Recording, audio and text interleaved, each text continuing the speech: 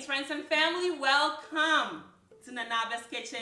I hope you all are having a fantastic day and being kind and loving to each other out there. We need that a lot, especially nowadays. On the menu today is Thieboudienne, which is the national Senegalese dish, which is West African. And it's translated as red rice with fish. It is nourishing, satisfying. Oh, it is so delicious. It's to live for. I cannot wait to go over the ingredients with you. So let's wash our hands so we can start. So beautiful people, to bring your bold flavors, to let the flavors shine and pop, and to maximize them, you want to use the freshest of ingredients. I've gathered everything I need and cleaned them so they're ready to be prepped. I have 4 large onions and I'm using white. You can use whatever kind of onions you have. I also have some habanero chilies for that chili flavor and the heat, but I'm toning the heat down with sweet peppers. I have some tomatoes, eggplants from Quanchoa's garden. Love you, sister, love you, and I appreciate you. I also have some scallions, some parsley, carrots, red bell peppers, ginger, garlic, and of course I have the secret ingredient, which is cured king mackerel. In Ghana we call this momone in the Akan language, or lonshla in the Ga language. I also have my fish. My favorite fish is grouper, and that's what I'm using today, but you can use any kind of fish which holds itself together when it's fried, and it's delicious. So halibut is one you can substitute with, red snapper, pompano, whiting, croaker, even tilapia. Just make sure it's not filleted, because filet fish is going to fall apart in this recipe. Also make sure it's not oily kind of fish such as mackerel. That won't work here. We also need cassava or yuca. Yes, I know. We'll talk about that pretty soon. Another ingredient needed is squash and yams or sweet potatoes. Now this is the rice of choice used in the original version. It has to be broken rice. I'm using broken jasmine rice because jasmine rice is fragrant, it's perfumed, and it cooks really fluffy, almost like couscous texture. It's beautiful. First step, friends and family, is to prepare the fresh green relish that's going to be stuffed into our fish before we fry it. For that, we're going to need 1 onion, which you just need to chop up into a rough chop because it's going to go into the food processor with the rest of the ingredients and be crushed into a chunky texture. All right, now the next ingredient is our scallions, all right, which is green onions. Do the same thing with them. No fancy shapes here, just cut them up. These are my sweet green long peppers, all right? So they don't have any heat, just the sweetness and that chili flavor. Now, I also have another kind, so this is just another kind I found. I love the color, so I'm adding it. All right, it's just sweet bell peppers. They're miniature bell peppers. These are the habaneros, which bring the chili flavor, including the heat. And for sure, use less habaneros if you're bothered by the heat, or you can even omit them. You'll still get the chili flavor from the peppers we used. I've added the garlic, and now I'm cutting up my ginger, which I have peeled. Now this is my fennel seeds, which you can substitute with anise seed, or you can even use star anise as well. And I have my homemade all-purpose seasoning, which has salt in it, and also has some sweetness to really bring the umami to the forefront. Then I also have some salt, and of course the amount you use is per your own taste or your own preference. All right, I always have to have my black pepper, which I have freshly crushed. I find that crushing your black peppercorns just prior to use helps to maximize its flavors. And I'm also adding some parsley, including its stems. Always use the stems of your parsley. Most of the flavor is stored there. This is the curled leaf parsley, but you can use the flat leaf. The parsley is not optional. You have to have parsley in your green relish for cooking your fish, even in the original recipe. So what we're going to do now is just crush it up into a chunky texture. And you can also use your mortar and pestle for this, or you can even use your molcajete. So if you speak Spanish, you know what molcajete is Spanish mortar and pestle made from stone, and it works well. I've seen it used many times. Next step is to stuff this beautiful fish with this lovely relish and let it sit for a little while to take on all those flavors, all right, to soak them all in. To do that, I'm going to need some pockets using a fillet knife, a very sharp fillet knife, and be careful with this. All right, I'm just gonna go in at a 180-degree angle, parallel to the bone, and just make my incision that way. All right.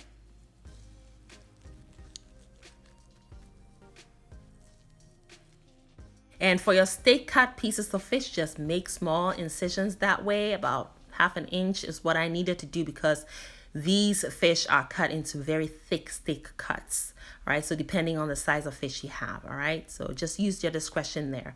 And stuff your fish up. Look at this pocket. You know this fish is going to be deliciously cooked to the bone. It's going to be just perfect. Now, stuff as much as you can of the relish into the fish pockets. And with this little incisions you made in the steak cut, you're going to use your index finger to kind of open it up, all right? So you have a more like a hole than incision, and stuff it that way. This relish is fragrant, it's delicious, it was seasoned well. All the ingredients are working well with your flavors. There is no discord here. So our fish is now wrapped up. I'm going to set it in the fridge to just marinate for about maybe 30 minutes. The rest of the relish will be incorporated into the rice dish. So we'll set that aside as well. Next step, friends, while our fish is marinating, I will need to prepare a quick tomato sauce.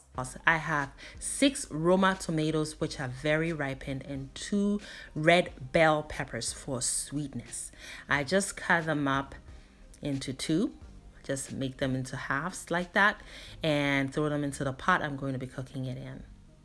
And for the red bell pepper, I just remove the seeds, all right? So I cut around the seeds so they fit into the pot and throw the seeds away. And it's going to bring us that needed sweetness, all right? This dish is going to be very rich in the end, so you want those bright flavors, those bright notes to help really kind of tone down the richness a little bit. So set it on the stove on medium heat, cover it up, and let it cook for about 5 minutes, and then you'll see that some juices will be released. Go back and remove the lid and let it continue to cook on low heat for the next 20 minutes or so. It is now time to fry the fish. All right, friends and family, thank you so much for sticking around. We are about halfway done. Our fish has been marinating for about 30 minutes. Our tomatoes and red bell peppers are still reducing on the stove, and we've prepped all of our fresh produce, so we are ready to now fry our fish. One thing we didn't do when we marinated the fish is actually season the fish, all right? We seasoned the marinade or the relish, but not the fish. It is important that you season the fish before you fry it, all right? Now, this is avocado oil, and it's healthy for frying. We're going to be shallow frying this fish, and I'm going to be needing a substantial amount of oil to do that. So shallow frying is somewhere between pan frying and deep frying, so somewhere in the middle there, all right? So what I'm doing right now is heating up my oil, and I'm also seasoning the actual fish. You want to season the actual fish just before it goes into your hot oil. If you season it while you're marinating it, it's going to pull out a lot of moisture, which we don't want the fish to lose its moisture. We want it to be juicy when it's done cooking. So just season it before you go in. I'm using just salt and some of my homemade all-purpose seasoning. And I'm going to flip the fish pieces and then season the other side as well. And you want to pat the seasoning in to the flesh of the fish, all right? Now it is time to fry. The oil is on medium heat and it's well heated. So there goes the first fish piece. So you see that the fish is not all the way immersed. That's shallow frying, okay? If it's completely immersed, then we're doing deep frying. You really don't want to do deep frying for this kind of fish because it can dry out the fish. We want it to remain juicy and have moisture, delicious moisture inside the actual flesh of the fish. So at some point you will need to go in and flip the fish and look at that color. And that relish is peeking through slightly there. Oh, that relish in this fish. What a genius idea. This recipe is a must try. You have to try this recipe. Get your favorite fish and throw it down. It's going to be so good. You're going to fall in love. Now, our tomatoes and bell peppers have reduced. It took about 25 minutes to do that. So that's ready to go. I've turned the heat off and it's just going to cool down. My next step is to blend it up. And checking on the fish. Both sides are cooked. We have caramelized it perfectly. So we're just going to remove the fish pieces and cook the next batch. And then we'll be done and move on to the next step. Now this oil here is very well flavored with the fish flavor and the relish as well as all the seasonings on it. So we are going to use the same oil in cooking up our stew, all right, to make the red rice or the actual thieboudienne. So this oil is going to be reserved for that purpose. You don't want to use a different kind of oil. Now to do that, I'm going to strain it because a lot of the relish that fell out of the pockets have kind of burned and we don't need that in here. So just take those out and discard them and then use the oil for the actual cooking. Now we're blending up our red bell pepper and the tomatoes into our tomato sauce. That is the thickness I am going for. It's reduced perfectly. Now the rest of the 3 onions, I just slice them up into very thin slices. And that goes into the oil. And we're going to cook this up. So stir it in to combine it with the oil. We're cooking on medium heat. I have added my curry powder, my black pepper, and the rest of my homemade all-purpose seasoning, which you can substitute with your bouillons. If you absolutely need that umami taste in this dish, all right? You really want those flavors to be in your face. So you need your bouillon or your all-purpose seasoning, okay? So stir that in. You're going to cook this for about 10 minutes until the onions begin to caramelize. And then we're going to introduce our tomato paste. I have 1.5 cups of tomato paste that goes in here.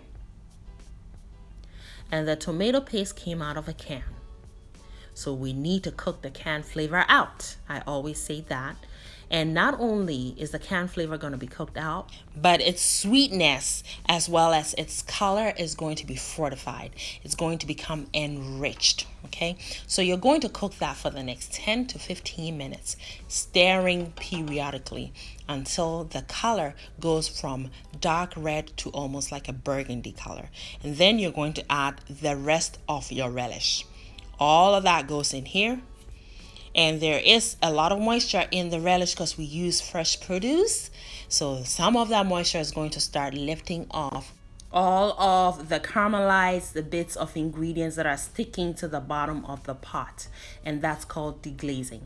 So now I add the cured fish. And that is really going to bring the fish flavor in this dish to the forefront, like I stated before. Now I also add the tomato sauce.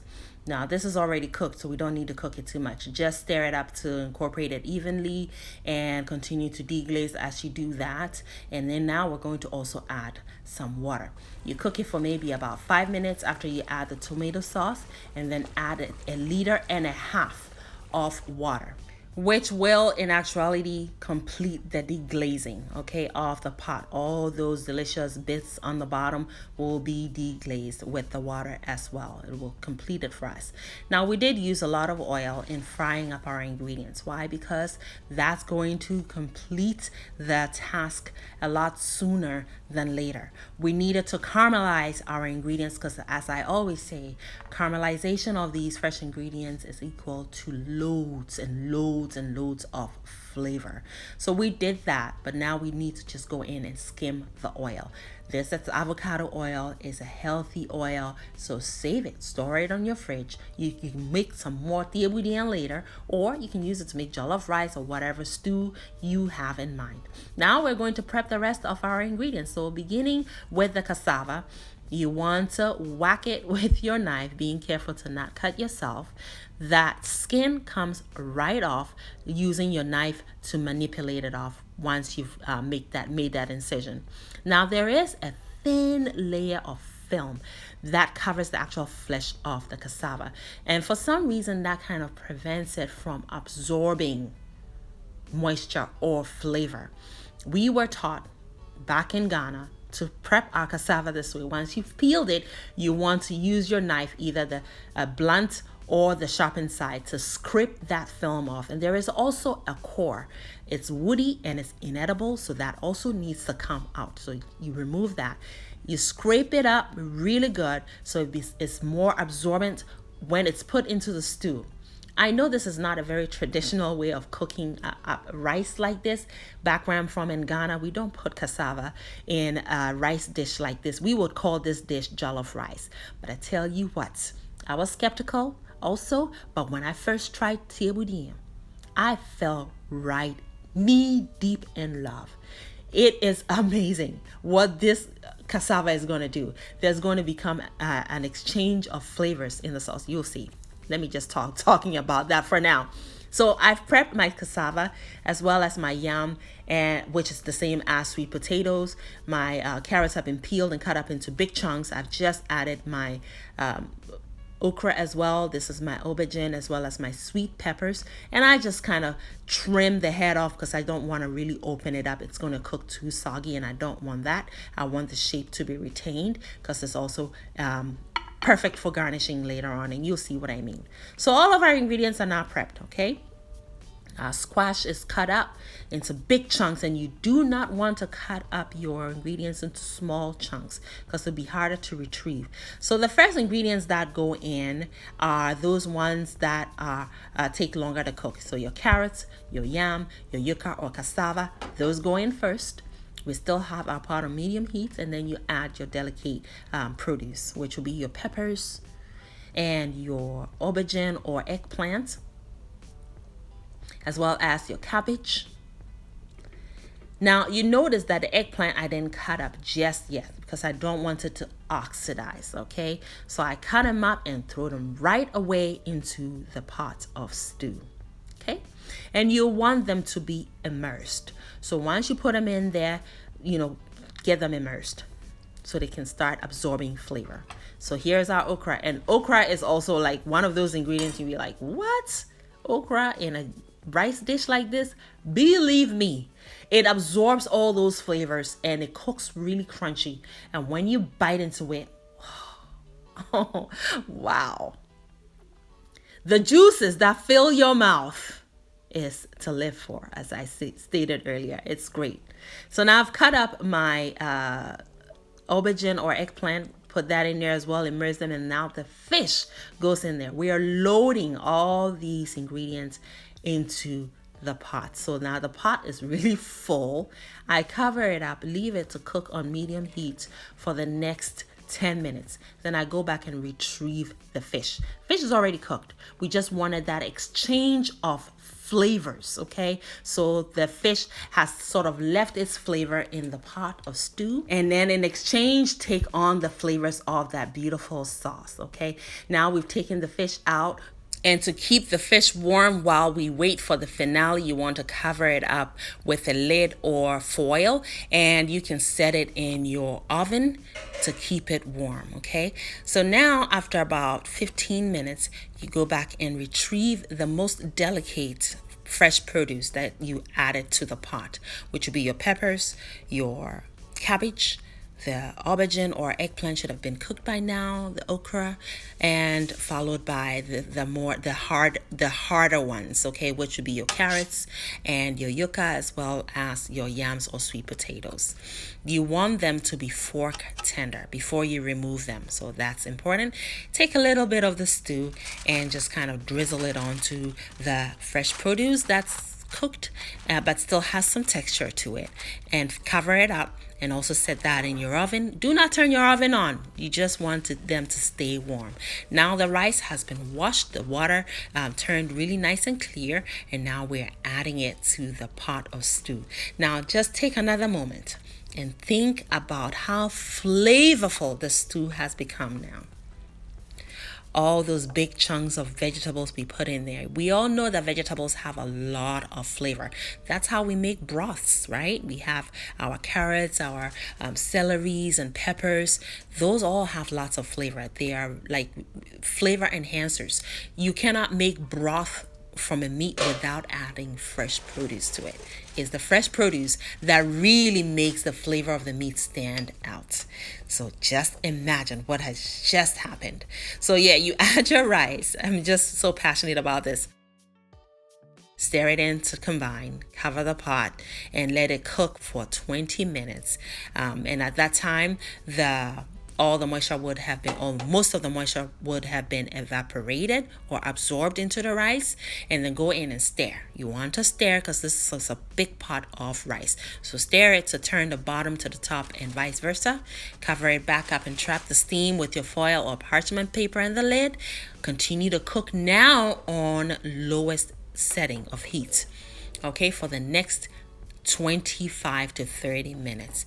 And when you open it back up, oh my gosh, yes, the rice is fluffy. It is done cooking and we are ready to serve this masterpiece. So our Picasso is done.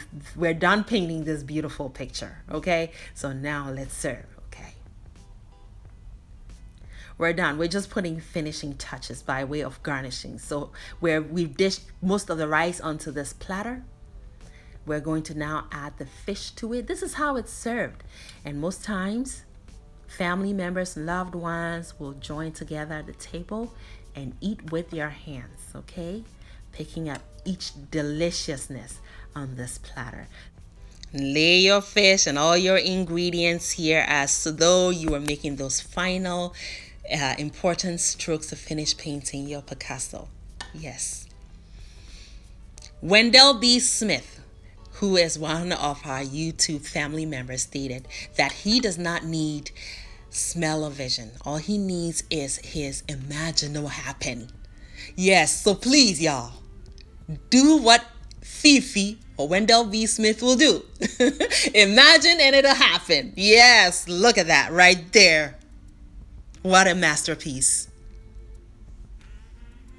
Perfection. Dear friends and family, beautiful people, our Thieboudienne is ready.